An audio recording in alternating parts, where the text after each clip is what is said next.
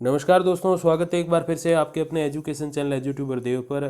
तो दोस्तों, विद्या संबल योजना के अंतर्गत जो आवेदन किए जाते हैं, मैं आपके सामने अलग अलग विज्ञप्तियां लेकर आता हूं हर एक वीडियो में, चाहे वो टेक्निकल एजुकेशन की हो, अपने नॉर्मल जो हायर एजुकेशन है उसकी हो, या फिर जो स्कूल एजुकेशन है उसकी हो। तो विद्या संबल योजना का फॉर्म कैसे भरते हैं सही तरीके से, आज उस विषय के बारे में हम लोग बात करने वाले हैं, क्योंकि काफ़ी सारे आपके कमेंट्स भी आए थे कल परसों कि सर बताइए कि फॉर्म अच्छे से हम कैसे भर सकते हैं। तो सबसे पहली बात, ये फॉर्म आपको कहाँ मिलेगा? तो आप अगर नॉर्मल हायर एजुकेशन में अगर आप आवेदन करना चाहते हो तो फिर ये फॉर्म आपको उस कॉलेज की वेबसाइट से मिल जाएगा। और अगर आप टेक्निकल एजुकेशन में आवेदन करना चाहते हो तो आपको ये फॉर्म वहीं जाके मिलेगा, जैसे जो भी संस्थान है उसके अंदर आपको जाके मिलेगा। और जो छात्रावास हैं या यूँ कहें कि आवासीय विद्यालय है, वहाँ पर अगर आप आवेदन करना चाहते हो first grade, second grade, third grade, प्रयोगशाला सहायक या लाइब्रेरियन वगैरह के लिए, तो भी आपको वहाँ जाना पड़ेगा, वहीं से आपको ये फॉर्म इश्यू होगा। तो ये सारी प्रोसेस है। अब देखिए, सबसे पहले क्या है इसमें, name of college applied for. तो एक और मैं बात आपको बता दूं कि हर एक कॉलेज का जो फॉर्म है वो सेम नहीं होता पूरी तरीके से, थोड़े बहुत चेंजेस होते हैं। जैसे कई सारे कॉलेजेस में क्या होता है कि name of college applied for में कॉलेज का नाम पहले से लिखा रहता है कि ये गवर्नमेंट कॉलेज जो है लिखा होता है, जैसे गवर्नमेंट कॉलेज नागौर ऐसे लिखा होता है, गवर्नमेंट गर्ल्स कॉलेज नागौर ये पहले से लिखा होता है। तो कई में नहीं होता, ये थोड़े से चेंजेस हैं। फिर पोस्ट अप्लाइड फॉर, तो किस पोस्ट के लिए आप अप्लाई कर रहे हो, तो यहाँ लिखोगे आप असिस्टेंट प्रोफेसर, क्योंकि अगर आप फिर पीएचडी है और आपके पास एमफिल वगैरह है तो फिर एसोसिएट प्रोफेसर या प्रोफेसर के लिए भी आवेदन कर सकते हो। फिर डिपार्टमेंट, तो कौन सा डिपार्टमेंट है, तो जो आपका सब्जेक्ट है वो आपको लिखना है, जैसे पॉलिटिकल है, हिस्ट्री है, ज्योग्राफी है, जो भी है। फिर डेट ऑफ सबमिशन, तो जिस दिन आप जमा करा रहे हो फॉर्म उस दिन की तारीख आपको लिख देनी है, महीना और साल लिख देना है। फिर देखिए, फोटो यहाँ आपको चिपकाना है, पिन नहीं लगानी है, यहाँ पे चिपकाना आपको। फिर देखिए, नेम इन फुल, तो ब्लॉक लेटर्स में कई बार कर्सरी लिखते हैं बहुत अच्छी सी, तो वो यहाँ नहीं चलेगी। यहाँ स्पष्ट में ब्लॉक बड़े बड़े अक्षरों में, ब्लॉक लेटर्स मीन बड़े शब्दों में जो है बड़े अक्षरों में आपको लिखना है। डॉक्टर हो, मिस्टर हो, मिसेज हो या मिस हो, क्या है तो उस पर राइट कर देना है। फिर देखिए, आगे जन्म तिथि लिखनी है, फादर्स नेम मदर्स नेम भी बड़े बड़े अक्षरों में होना चाहिए। फिर आधार कार्ड नंबर, फिर आपके पैन कार्ड नंबर जो है 10 अंक के होते हैं वो, और आधार कार्ड नंबर जो है वो आपको लिखने ऊपर नीचे पैन कार्ड नंबर, और बैंक की डिटेल कि आपके किस बैंक में खाता है, स्टेट बैंक ऑफ इंडिया है, आईसीआईसीआई है, जो भी है। और फिर बैंक का अकाउंट नंबर क्या है, आपकी जो खाता संख्या क्या है, तो वो भी आपको लिख देनी है, क्योंकि फिर पैसे भी तो आएंगे उसमें, तो इसीलिए ज़रूरी है।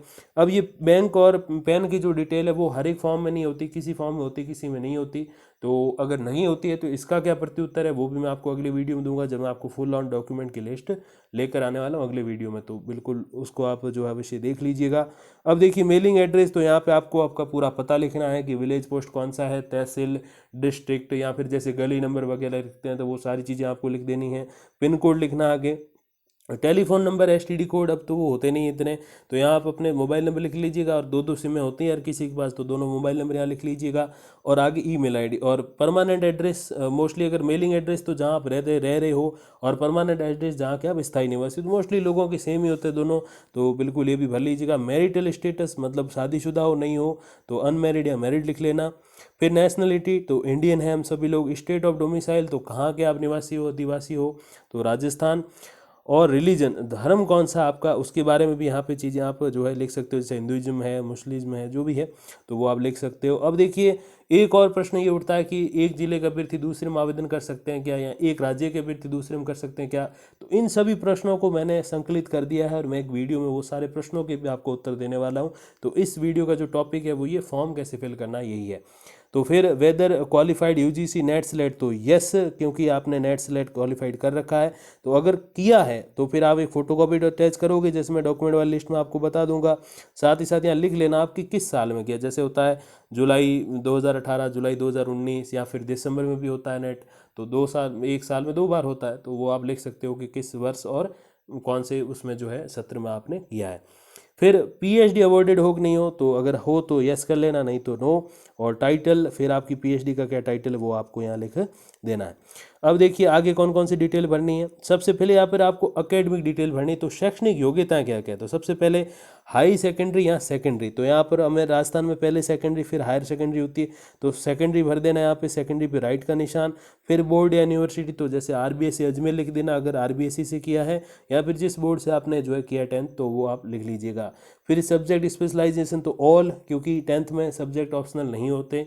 फिर ईयर ऑफ पासिंग, किस साल पास किया है, तो वो आप लिख लीजिएगा।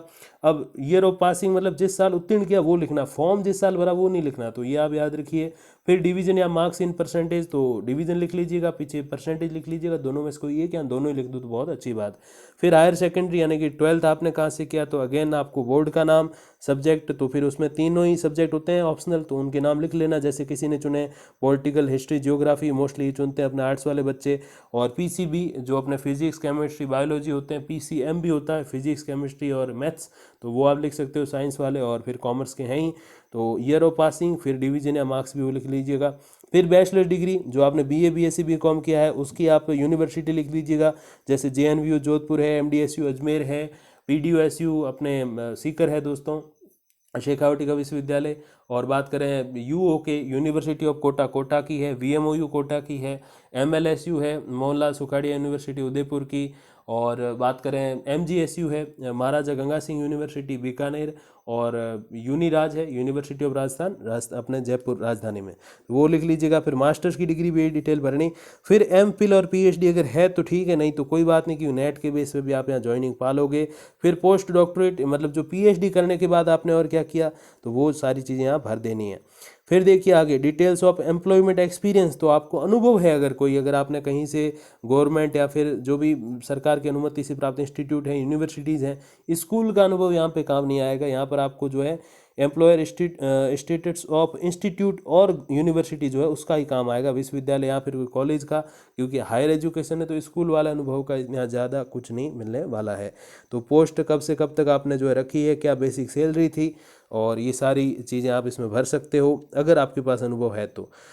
फिर देखिए को curricular extension and professional development related activities, तो अगर आपने पीएचडी किया तो ये सारी चीज़ें भी आपको पता होंगी, तो आप यहाँ पे भर सकते हो। फिर देखिए आगे क्या क्या है, रिसर्च पब्लिकेशंस, तो आपने बुक्स कौन कौन सी लिखी हैं, कितनी लिखी हैं, सारी यहाँ पे डिटेल भर सकते हो। अगर पीएचडी है तो फिर तो आपका नंबर लगभग पक्का ही, आप ये भी समझ लीजिए। और मंथ एंड ईयर, तो पीएचडी करते हैं तो फिर आपको पता है कम से कम 2 से 3 बुक्स लिखनी पड़ती हैं, रिसर्च करनी पड़ती है। फिर चैप्टर्स जो आप अगर आपने लिखे हैं किसी बुक में तो वो भी आप यहाँ ऐड कर सकते हो कि नहीं सर मैंने बुक्स तो नहीं लिखी बट चैप्टर्स लिखे हैं। फिर रिसर्च आर्टिकल लिखे हैं आपने, कोई बहुत बड़े बड़े लेख लिखे हैं आपने किसी एक विषय पे, न तो बुक लिखी न वहाँ बुक के कोई पन्ने लिखे, लेकिन आपने आर्टिकल लिखे हैं तो वो भी यहाँ आप ऐड कर सकते हो जानकारी में। नहीं तो आप नन कर दीजिएगा, नहीं सर मेरे तो खाली नेट है, पीएचडी है नहीं। और बाकी आपकी जो ट्रेनिंग फैकल्टी में अगर आप कहीं रहे हो तो वो सारी चीज़ें आप ऐड कर सकते हो। ये सब कुछ पीएचडी वालों के लिए, lecturer, special lecturer in institute अगर रहे हो तो वो सारी चीज़ें। और फिर देखिए declaration, I certify that the above information is correct and complete to the best of my knowledge, मतलब ये है कि ऊपर दी गई जानकारी मेरे अनुसार सही है और बिल्कुल वो कहते हैं ना कि तथ्यपरक है, तो उसी बेस पे जो है आपको आगे साइन कर देना है, सिग्नेचर ऑफ कैंडिडेट और प्लेस और डेट, तो जिस जगह पे खड़े होकर फॉर्म भर रहे हो वो और फिर डेट भर दीजिएगा। अब देखिए सबसे महत्वपूर्ण बात कि शपथ पत्र कैसे भरना। देखिए सबसे पहली बात, मैं श्री, श्रीमती या कुमारी, तो लिख लीजिएगा अगर आप श्री हो, श्रीमती हो अगर शादी हो चुकी, कुमारी हो तो बिल्कुल शादी नहीं हुई है, तो पुत्र, पुत्री या पत्नी तो वो लिख लीजिएगा अपने जो है पिताजी का नाम या फिर हस्बैंड का नाम, तो वो सारी चीज़ें आप लिख सकते हो। और आगे देखिए विभाग, यहाँ संस्थान का नाम आपको लिखना है कि किस कॉलेज में आप जो है भर रहे हो फॉर्म, और फिर दिनांक लिखनी है। अब देखिए यहाँ सबसे महत्वपूर्ण बात है यह कि मैंने विभाग संस्थान द्वारा जारी विज्ञापन दिनांक के क्रम में अपना आवेदन किया है, मतलब विभाग जो लिखा हुआ है ना यहाँ देखिए 1 नंबर, यह कि मैंने खाली जगह विभाग, अब यहाँ पर आपको उस कॉलेज का नाम लिखना है जिसकी विज्ञप्ति देख के आप यहाँ पे फॉर्म भरने आए हो। तो जो विज्ञप्तियाँ मैं आपको अवेलेबल कराता हूँ वो विज्ञप्तियाँ सारी उस वेबसाइट पर भी मिल जाएगी, उस कॉलेज की वेबसाइट पर, तो वहाँ से उसका भी आप एक जो है पेज डाउनलोड कर लीजिएगा, पीडीएफ निकाल लीजिएगा और उसी बेस पे जो है आप यहाँ पर लिख लीजिएगा कि इस कॉलेज की ये विज्ञप्ति की दिनांक लिखनी है आगे कि कौन से दिन की विज्ञप्ति है, जैसे 9/10 को है या कब है, जो भी दिनांक है विज्ञप्ति की तो वो आपको लिख देनी, ठीक है। फिर क्या है कि मैंने विज्ञापन वर्णित शर्तों को पढ़ लिया है, समझ लिया है और उन शर्तों की पालना है तो वचनबद्ध। अब देखिए एक और महत्वपूर्ण बात है कि यह कि मैंने राजस्थान सरकार के वित्त, सामान्य वित्तीय और लेखा नियम विभाग के परिपत्र क्रमांक 6/2 वित्त शावी लेनी 2021 दिनांक को अच्छे से पढ़ लिया। अब ये क्या है, अब यहाँ पे दोस्तों आपको यहाँ पर आपको वित्त विभाग द्वारा जो अधिसूचना जारी की गई है उसकी आपको दिनांक भरनी है। देखिए ये दिनांक क्या है, ये दिनांक है 30/3/2021। चाहे आप कोई सा फॉर्म भर रहे हो अपने नॉर्मल हायर एजुकेशन का, उसमें आपको इस खाली दूसरे ये दो देखिए दोस्तों, क्रम संख्या 2 है और लास्ट में देखिए 2021 दिनांक खाली जगह, यहाँ आपको क्या भरना है 30/03/2021, मतलब 30 मार्च 2021 को एक परिपत्र जारी किया वित्त विभाग के द्वारा, जहाँ पर ये नियम वगैरह ऐड थे कि क्या तनख्वाह वगैरह मिलेगी, क्या वेतन सैलरी वगैरह होगी, सारी चीज़ें। तो उसके संबंध में है कि मैंने उसको अच्छे से पढ़ लिया और जो वहाँ पे पेमेंट दी जाएगी वो मेरे को एक्सेप्ट है।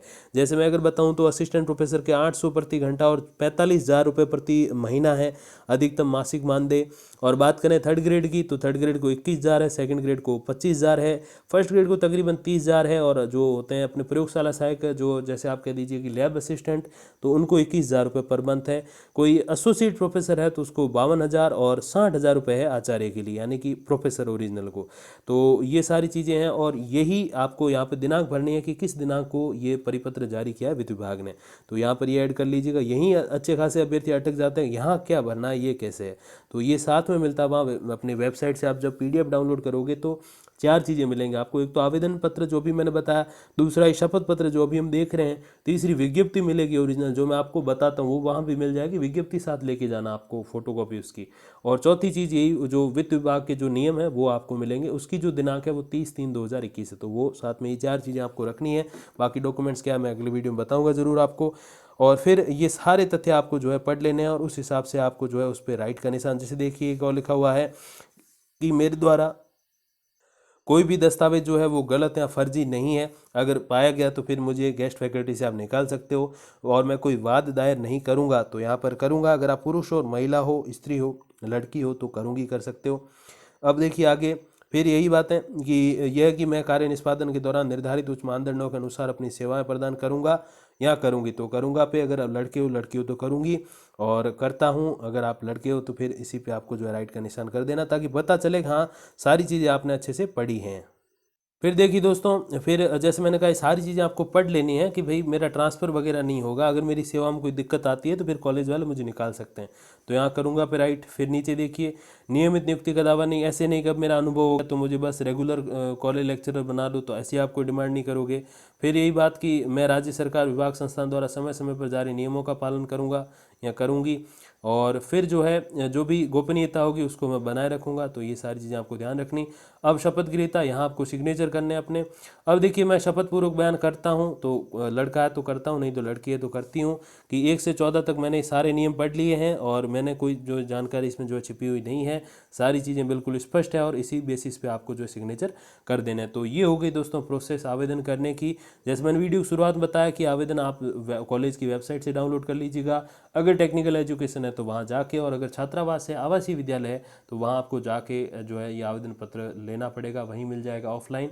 बाकी आप ऑनलाइन इसको आप डाउनलोड कर सकते हो। 4 चीज़ें होती है मैंने बताया, आवेदन पत्र, ये शपथ पत्र, अपने जो है रूल्स वित्त विभाग वाले 3, और चौथा जो होता है विज्ञप्ति। तो 4 चीज़ें आप रखिएगा। बाकी डॉक्यूमेंट्स के बारे में अगले वीडियो में बात करेंगे। तब तक के लिए दोस्तों धन्यवाद, नमस्कार।